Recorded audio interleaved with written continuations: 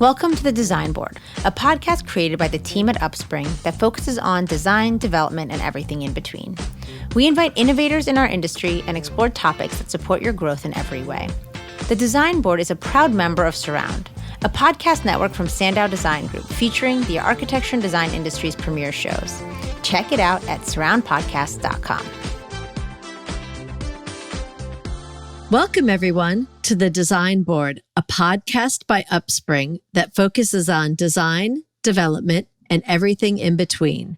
We host innovators in our industry and explore topics that support your growth in every way.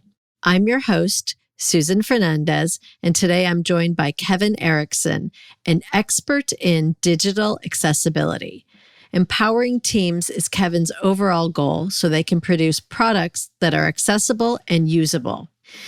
Doing this successfully depends on the quality of the product, which starts and ends with each market-ready iteration using proper performance testing, W3 accessibility standards compliance, updated documentation, proper code management, and commenting, which is also known as health and hygiene. These ensure the end product will allow the users to complete their tasks with absolute ease. Thank you so much for being here today, Kevin. That was an entire mouthful. So I am so excited to dive into this topic because I feel like this is missing in the market. People don't understand it. Yes. Thank you so much for having me. Yeah. Thank you for joining us. So I would love to start with just the basics, like give us an overview of what digital accessibility means and why is it critical in today's digital world? Okay. Yeah, that's a wonderful start because first of all, if somebody hasn't been exposed to accessibility or digital accessibility, then it's great to just know some foundational pieces. So when I think about accessibility, I'm thinking about, for me personally, I've been working in digital accessibility since starting the public sector in 2007. And when I think about all those different things I've done, whether it's a mobile app, a website, or just documentation, slide decks, video with closed captioning and so forth, it's always about the end user for me. There are other factors. We have search engine optimization, which is something we'll probably touch on. There's also how teams work together and to implement it correctly and to cover yourselves from any type of legal liabilities. These are all important things. But generally, I think the direction to go with that question is I think about how many users are affected by this. So I've seen recent stats, 61 million adults in the US live with a disability. And that's a big number that a lot of people maybe are not aware of. I think it's important to mention about accessibility really quickly. I've got this wonderful graphic that I maybe could share with everybody later or with you so you could put it with this. But it's a pretty classic one that I've only just added on, but I've seen it multiple places. It's like a table and it's 3 columns and 5 rows. The columns are of disability types, right? So we've got permanent, like you're born with it. It's something that happened maybe in the womb or something like that. It could be an injury, permanent amputation or something like that. Then the next column is temporary. This is where somebody's broken an arm. They have an ear infection, so they can't hear. Laryngitis is a temporary one, they can't speak. And then situational, where we have a classic one that I've heard many times is a parent holding a baby. So they're basically just temporarily not able to use both of their hands. A distracted driver, a bartender where it's super loud or you're using closed captioning in a loud place. So you're actually reading the closed captioning. And then even English as a second language, or ESL as it's typically called. So that would mean the accent is heavy or they're having trouble with idioms or phrases, adages and so forth that just maybe we take for granted when we're in our native language. Then I added a little row at the bottom, which are the cognitive or invisible ones. And that's where we're affected, possibly permanent learning disability. A concussion would cause a temporary situation where memory is a big factor. And then because of a situational one, might be sleep or something along the lines of an illness that could be situational. So you could just be in a loud area that the sounds are so distracting that you can't concentrate. I mean, that's a start. Hopefully that kind of gives you an idea, but I'd be happy to elaborate. That is really fascinating. I had never considered anything from a permanent injury to simply holding a baby and now you only have one hand. So it's a lot to consider. Well, Susan, I just wanted to add one thing. It's one of my favorites, and I need to put it on there, but a lot of the disabilities that we have, and I've got a list of them, of course, if we want some examples, but as we get older, if we live long enough, we all develop our own disabilities, whether it's hearing, movement, eyesight, and so forth. So it will affect 100% of us if we live long enough. Yeah, that's something to really think about. Okay, so you've laid it out. Like, it's so rich and complex. There's a million types of situations where I wouldn't typically think of it as a disability, or some type of additional communication strategy would have to happen. But of course, you're running through a busy airport. You know, you're trying to get information. How are you getting information? It makes a lot of sense. There are so many times when you don't even think about it, but somebody has thought it through. So now you do have closed captions and you can get the information even if you're in a crowded, crazy, loud space. Now, our audience is probably thinking more of their websites, their communications when they're doing presentations. So if people are interested in implementing digital accessibility, which I would actually say it is a law now. I mean, there are laws where you have to be accessible. What are the best practices and strategies that they can consider? Right. So what are the best practices and strategies? I've got these questions ahead of time, so I made a couple of lists just as some pointers. They're not in any heavy detail, but it depends on the process of the team or the company. So it could vary a little bit. Of course, I'm going to, as the title mentions, the Agile framework and methodology of Scrum or Kanban, typically, it's nice to have some type of a framework where everybody can work in so that there's a process and the visibility. So that's a great start right there. And I could go more into detail, but that could be a whole discussion or podcast on its own. But it's a great one. And I think it's really important. If I could go back just a moment, I went to work for the Virginia State Department of Education in 2007 as a web developer, front-end web developer. And one of the first tasks I was given, and I'm just going to go on a little tangent. Stop me if I'm going too deep into this, but I think it's important just to mention really quickly that I was given the digital accessibility for thousands of pages of the department website. And I had never really worked with accessibility before that. So if you want a button here or a fly-up menu here, I'm like, let's do it. Let's do it. And now, looking back after these years, there are certain things, the process to know how to implement accessibility in a smart way that's going to work for everybody, of course. But then there's also the Agile. I wasn't exposed to Agile. I became a certified Scrum Master in 2012. And this was a huge change, kind of like all the missing puzzle pieces for me. Basically, when you have the Agile framework mixed with it, implementing anything, especially including, and for this conversation, accessibility, the things are laid out. So the backlog, everything we got to do is the daunting mountain of everything we have to do. But then we strategize on that and groom it so that we start off with the first iteration or sprint. And then each one builds off of that one. And by design or by theory, each one of those sprints has a product that is somewhat ready for release. And then you build off of that into the public. So with that said, we want to make sure that accessibility has a part. It's not just some type of a whispered piece that we'll get to at some point. It really needs to be put in the very beginning. So a lot of companies or design groups or product owner groups will start with user stories. As a user, I want to do this so I can do that kind of thing. If the persona, so we create personas, we've got this person, they're this gender, it doesn't matter gender, I'm just putting that out there because a lot of times you'll choose you'll make this person a detailed person.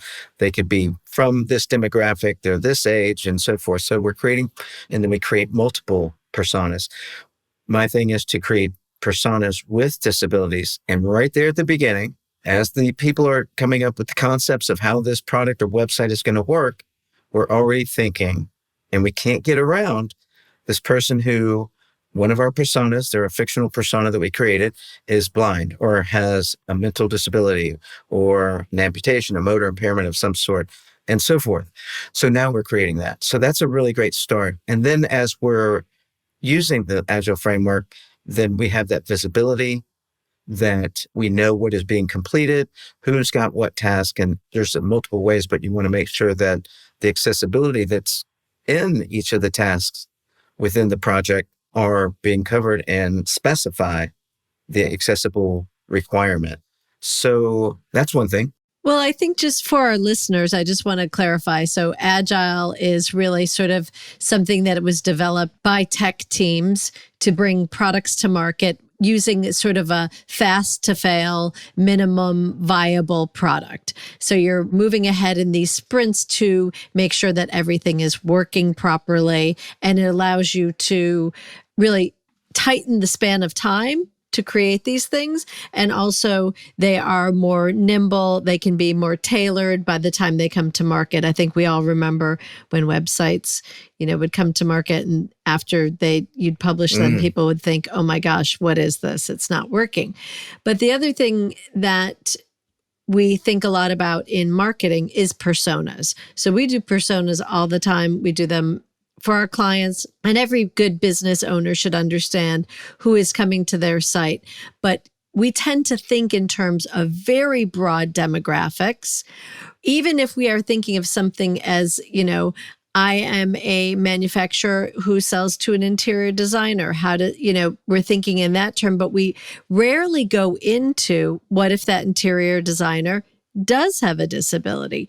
What are those things? So I think for our listeners, one of the very simple things that Kevin pointed out right away is this contrast between type on the website. There's such a trend right now to use typography that are these fonts that are really thin, and maybe we're doing white on a pale gray because we love this minimalistic look. But at the same time, now we've created a accessibility nightmare. It's everywhere. It is. If I may just add to the points on your Agile, I think it's really important to, sure, the audience knows, but for me, it's really important to contrast it with the waterfall. Like you mentioned or hinted to, or really pretty much said, is that you start here, and then 9 months later, for example, you got the end product and it's completely wrong, or it's completely timing is messed up. It's too late and you've wasted all that time. So the nice thing about Agile, in contrast to that, is that each of those iterations is a checkpoint for stakeholders and everybody else to see what's going on, because you've got a product that's functioning. It may not be complete, obviously, but it's functioning to some degree, at least a part of it. And then the other nice thing is, at that moment, we're like, oh, hold on. What did I just see there? Say the product owner or one of the stakeholders is like, I think something happened here. This has changed, or that's wrong. It's been misconstrued. And you can pivot right there instead of at the end of that 9-month example. So I think that's really important. And same with accessibility, though, as well. You can pick up things on that. But generally, I love Agile for so many reasons, because you can, instead of boiling the ocean, you can kind of just take up as much as you can work on at that moment and, break it up into smaller chunks.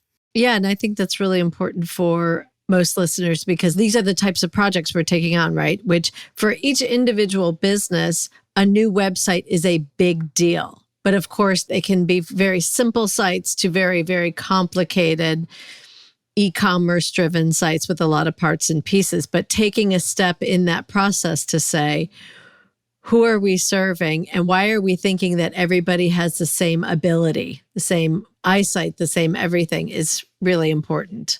Yeah. The thing that I was ooping about a moment ago is that one of my favorite things about Agile when I first found it is when it came to me, I was sent into a 3-day class, and right in the middle of this 3-day learning, I'm like, whoa, hold on. What am I hearing here? And I was just, all the puzzle pieces and finger tingling was happening. I'm like, this is something I've needed my whole life.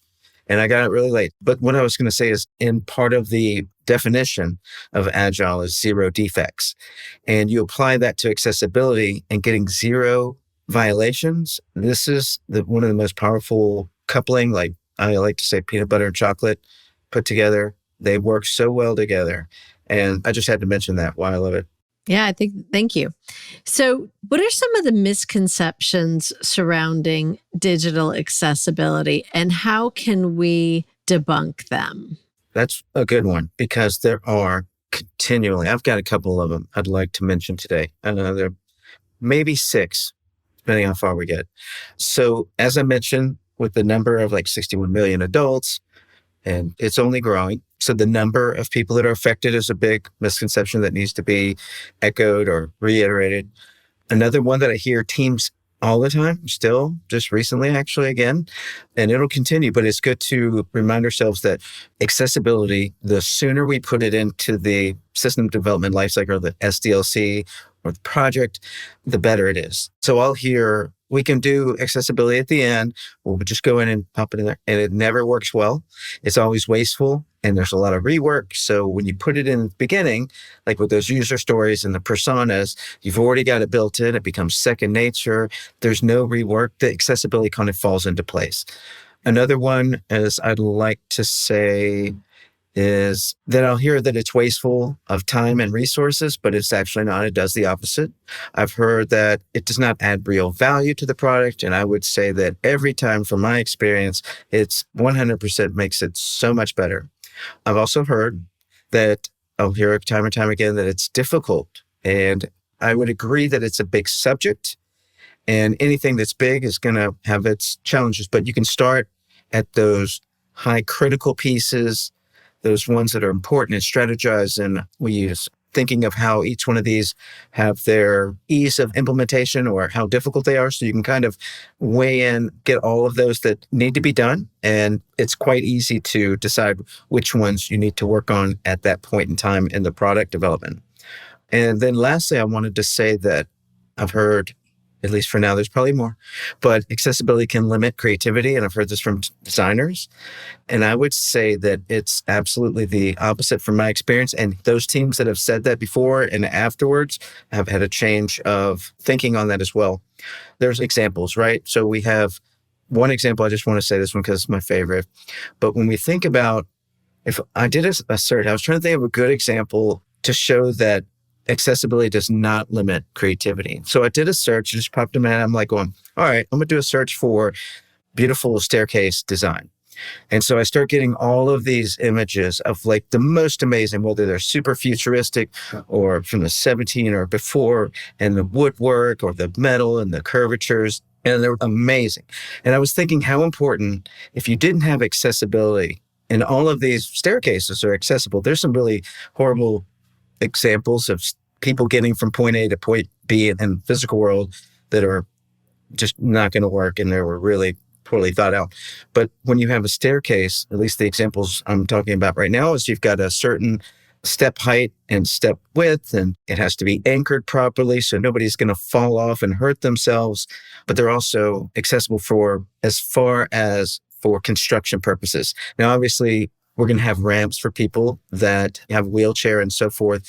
But just speaking of the creativity piece on a typical staircase, I know I need to go back to the drawing board and find one that's more accessibility related, but that's just one example. And also with music, we have to think about certain sounds. You know, we've all heard somebody that maybe composed something that's not music to our ears, so to speak. So there's certain rules that we follow to make something that's actually usable and beautiful, but also functional. So there's a couple examples, but those are a few of the misconceptions. Yeah, for sure. Yeah, that's really interesting. I think for artists, usually when there's more restrictions, the better the art. And I wouldn't say that designing for accessibility is restrictive. It just means that you have to think about things in a new way. And once you start pushing your brain that way, then all of a sudden new creative possibilities emerge, and they're usually more sophisticated.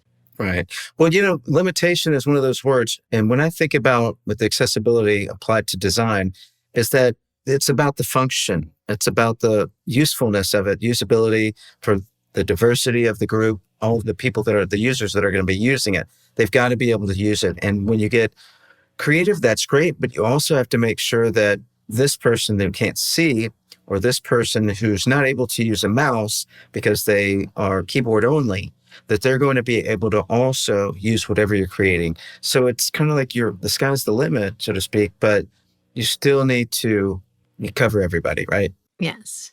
Can you walk us through the typical stages of a project where accessibility considerations are integrated? Like, how does this happen?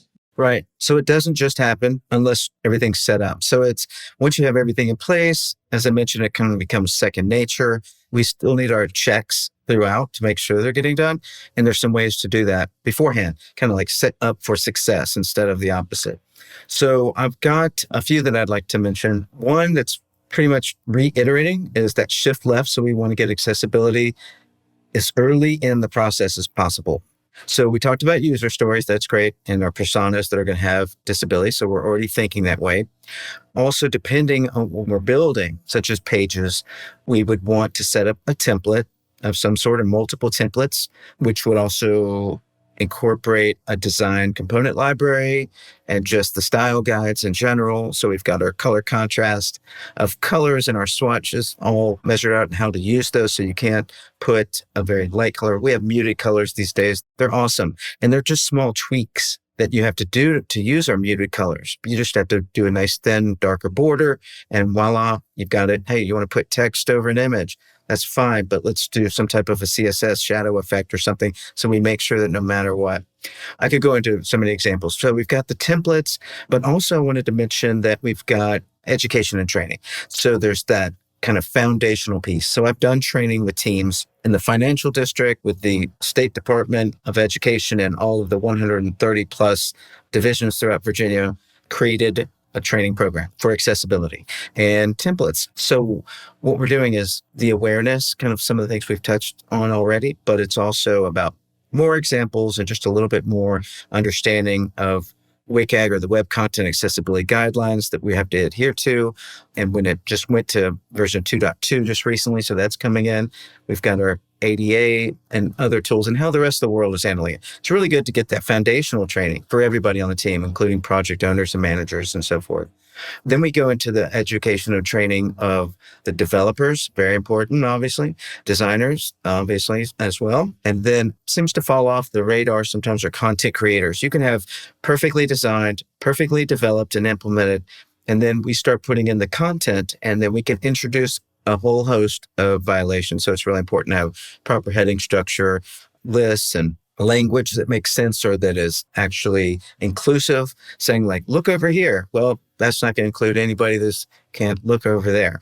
And there's just a lot of things, or having other things. I was thinking about color as the only means of understanding something. So there's that inclusive language and microcopy of features such as buttons that the content creators need to understand, and the responsibilities that each person on the team or each group on the team or teams, how they're doing that. And that comes back to the Agile, of course, so that everybody has that visibility. Nobody's redoing work or doing the work at the same time. There's also the dependencies. So a team, that Agile piece, if I can just bring that in a moment, is that when we have those like daily stand-ups or those continuous stand-ups, and I've been on multiple where everybody's just kind of going through what they did yesterday, today, and any impediments. And all of a sudden somebody says something over here, and the person across the room is like, hey, wait a minute, I'm doing this. And they're like, oh, well, you can't do that until I get this part finished. And all of a sudden you've got like something that nobody knew about. And they're like, okay, let's take it offline. But you've just connected those two groups where it could have been a disaster of different proportions. You know, maybe it's just like, oh, they just wasted a couple of days. Maybe they wasted a couple of weeks if they didn't know about each other.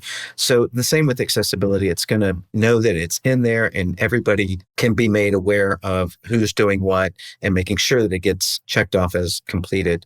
And the only thing I think I would add to that at this moment is that I've been in a couple situations where you have to have buy-in from the top and everybody in between and down to the bottom, especially at the top. So when I was at the State Department, we got some policies put in place for accessibility. There weren't any, it was expected, but if you didn't do it, It wasn't a law, so to speak. I'm doing air quotes. So it's really important to get things approved and implemented into policy and so forth so that people are accountable for the work they're doing as far as accessibility goes and everything else, of course.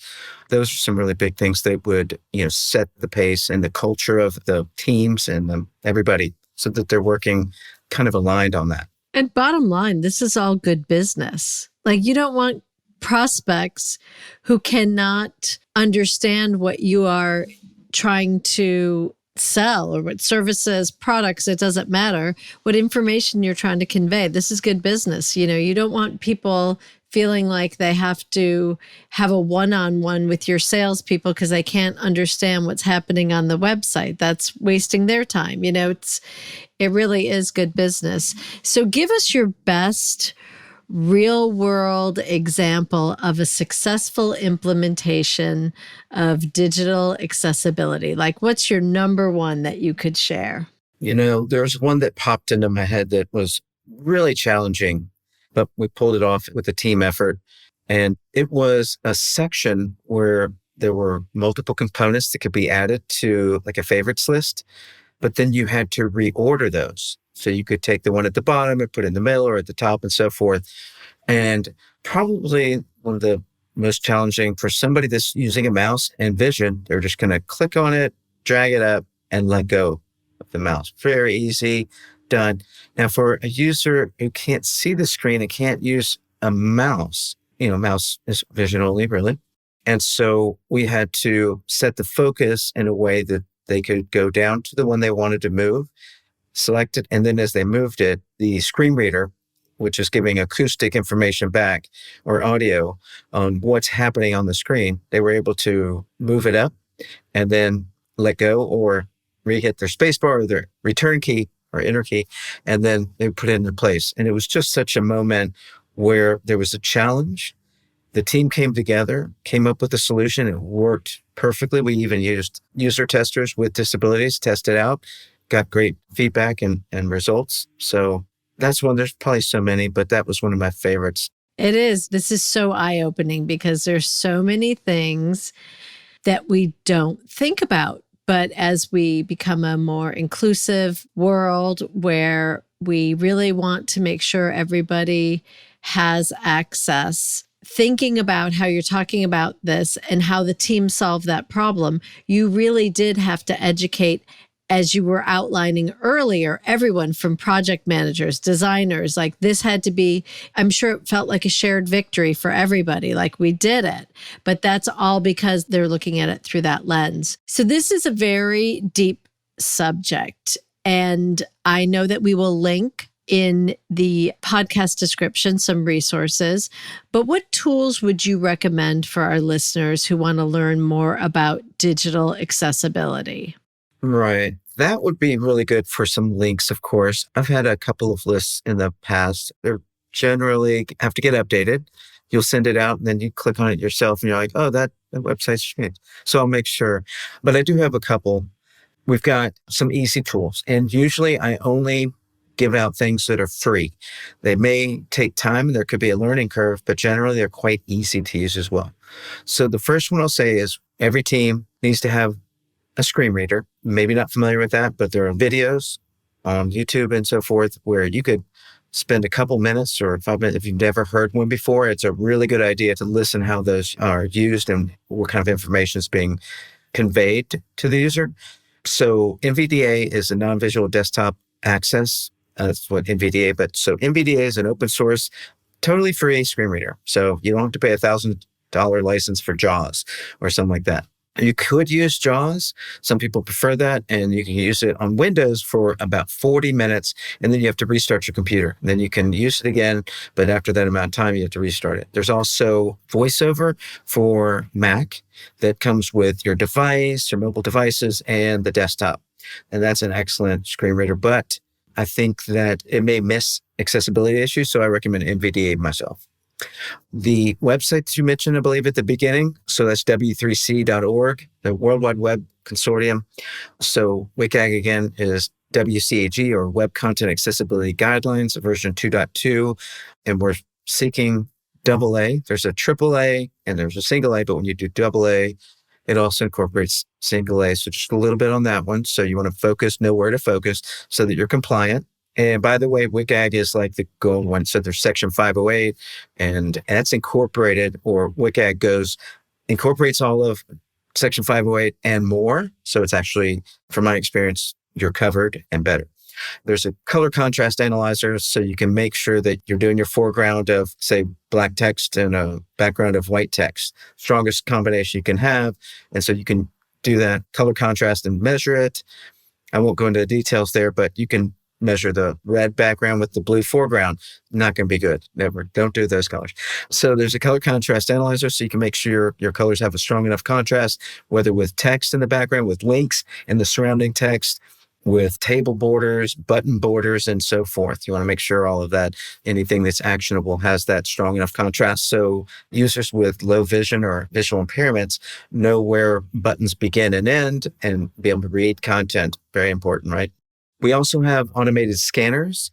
I think it's important that if you ever get an automated scanner such as Axe, which is very popular. There's one from IBM that I'm a big fan of, and there's a handful of other ones that they generally cover 30% at best of all the accessibility testing and auditing that needs to be done. So you get like 100%, you're not done. There's a whole list of all the success criteria that need to be met, and that's where you go to WCAG or w3.org.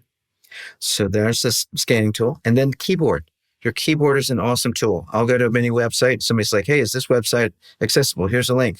I just start using my keyboard. That's all I do. I'm tabbing. First thing I want to see is I can skip to content. I might go make sure that I can get to functionality of an accordion and so forth. So that's a good one. And user testing, as I mentioned, when we have users with disabilities, it's a great way to help those with disabilities employment, which is a large percentage of unemployed, but also you're getting true testing. So I've heard many stories where the team has said, no, this is completely accessible. And I'll be like, well, I'm finding an issue. And then we're talking back and forth. And then we maybe sit down in the same room and they're like, oh, I get it now. And they were like using their eyes or something. And so you have to make sure that you are not compensating or using vision or cheating by using the mouse to get over there. You have to get there from start to finish as a user with that specific disability would do it, whether it's an invisible or physical, such as blind, hearing impaired, motor impairments, and so forth. So those are some really big ones. And I did want to mention that when we do this, I think I tried to say this earlier and I forgot, but this also is really good for like SEO or search engine optimization. When we implement all this accessibility, it actually improves our search results. So our reach is also better. That is fascinating. First of all, I love this because it really forces you to put yourself in the other person's shoes. The minute that you have a family member or friend that has accessibility issues, all of a sudden you see the world through an incredibly different perspective. And I think the SEO is a great way that this positively impacts a company's market reach because you're just going to have better organic ranking and more traffic. Is there any other way that you think about this that where it really can help a company market by practicing these accessibility strategies? There are a couple that jump into mind. One is the search engine optimization. Okay. So we said that. That's a huge one. There's also about a reputation of integrity with a company. So I've seen side-by-side comparisons, and then you start looking under the hood a little bit, especially with accessibility. If you know that, you can tell really quickly if that company cares about all their users. And I know it's typically not going to be 100%, so don't ever sweat getting to 100%. You can only get as close as you can. Sometimes we're limited on the CSM that we're using to build our websites, but there are ways to grab a template starting off with that accessibility in mind. How many times have I heard they used a poor accessibility template from Drupal or something?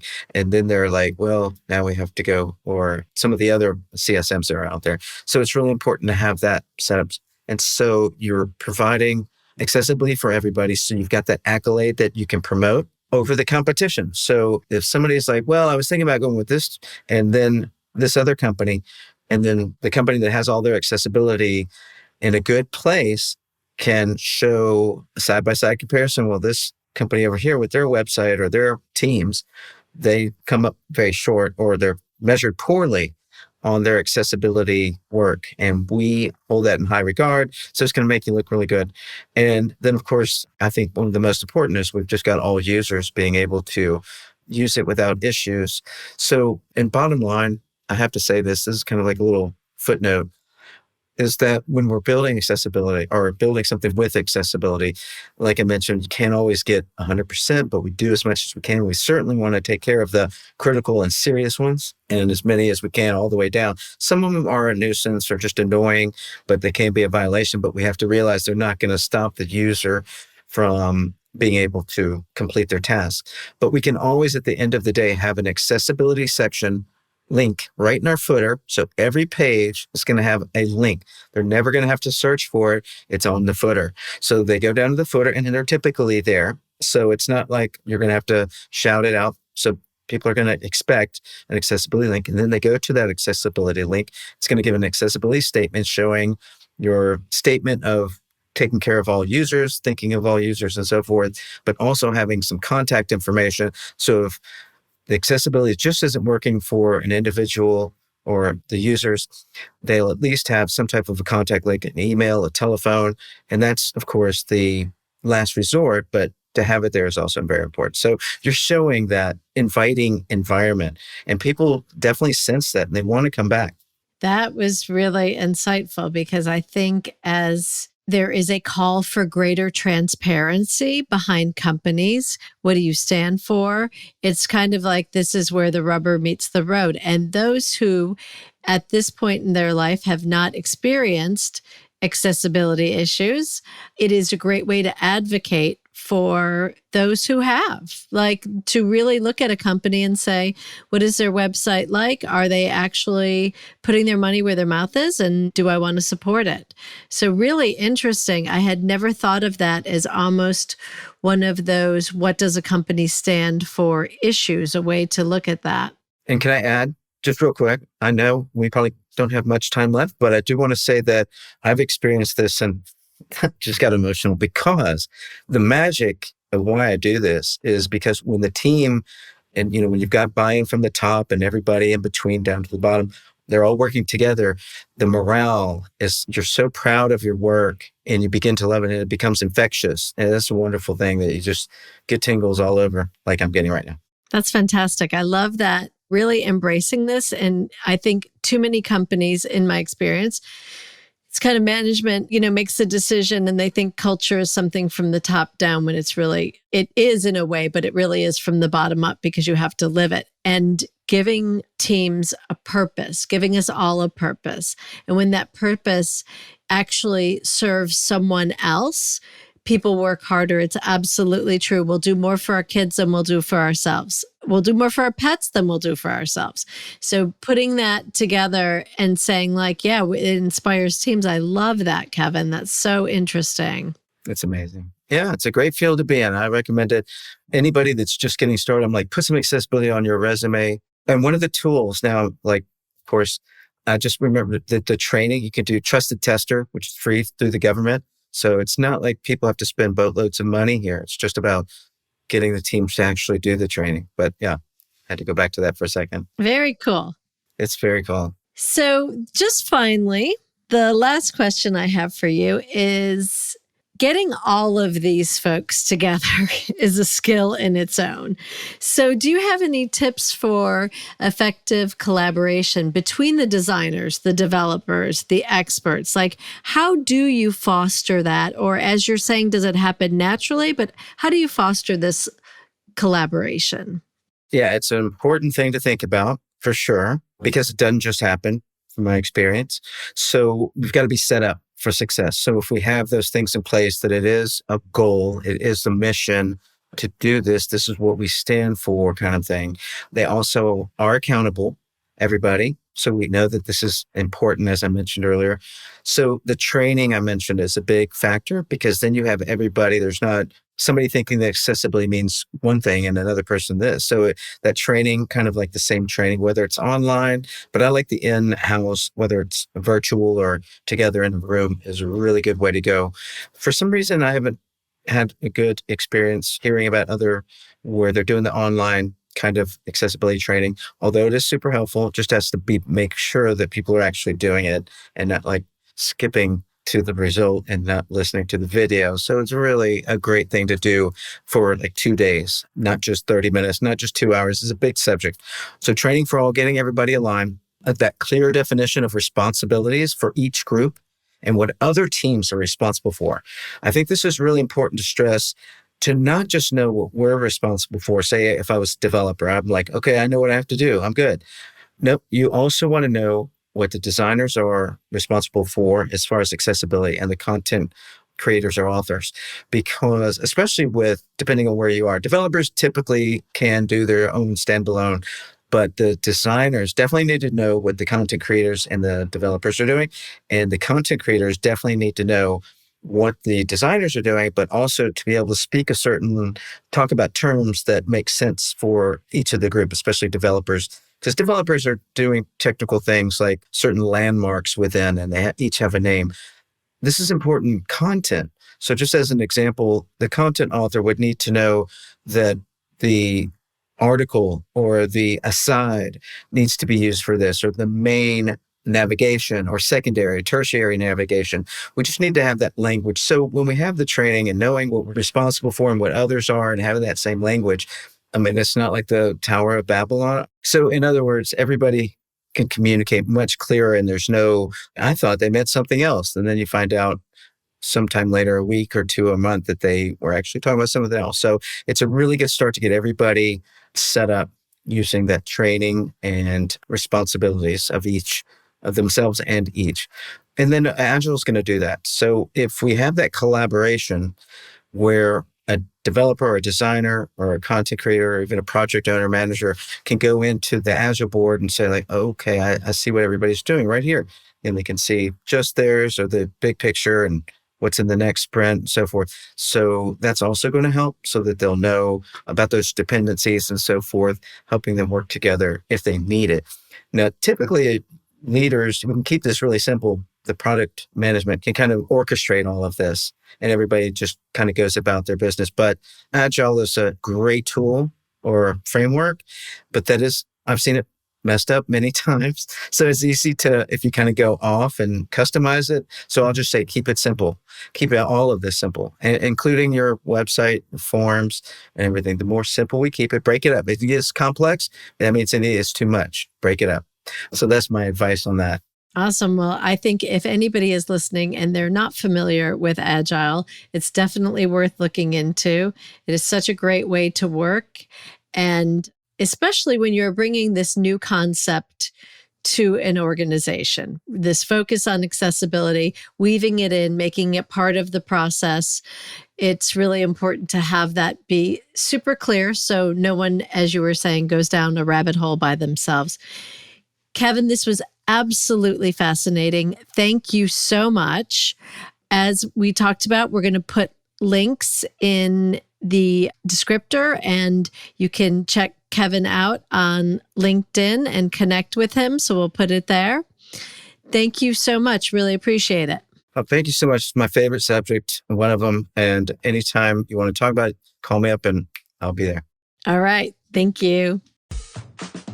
Thank you so much for listening in with us today. We hope you leave inspired by the ideas in today's episode. For more, follow Upspring on LinkedIn and Instagram, and don't forget to check out the amazing lineup of shows brought to you by the Surround Podcast Network at surroundpodcast.com.